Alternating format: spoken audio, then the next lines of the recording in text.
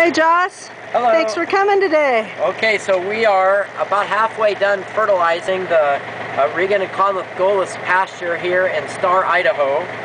We're putting down 50 gallons of Humi Zyme per acre, and Conleth rented this spray wagon. They call this a water wagon. It's designed to put water down on a construction site, but we're making it work for Humi Zyme. It has two nozzles that stick off the back, and on the front is a pump. This particular setup could be pulled behind a pickup, if you a regular truck, or in this particular case we've hooked it up to their tractor, and it has a gas pump, so it's a standalone unit. When we put the Humi Zyme into the sprayer, we always recommend that you run the material through a filter sock like this one, and you can see we've caught some chunks of crystals and things here. This prevents them from plugging up our spray nozzles. We always recommend that you do that. I just bought those at Home Depot. These are just paint strainer, and I just tied it on with some baling twine.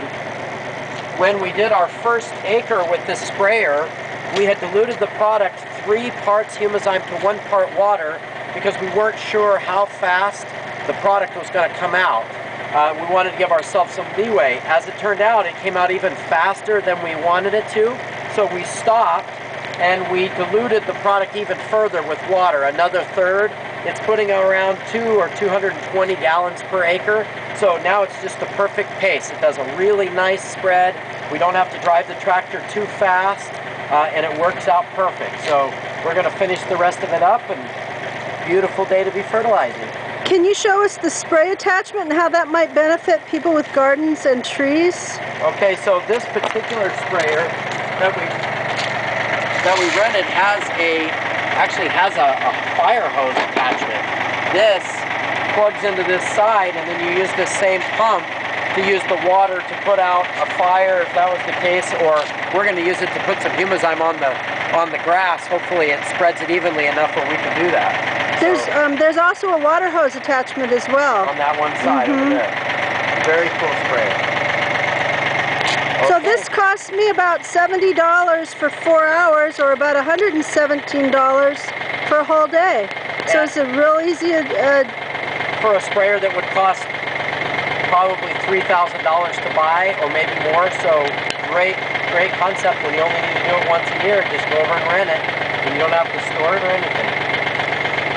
If we were to use barrels like one that's behind you, what would you suggest to make it go into the tank easy? Well, you would take over here,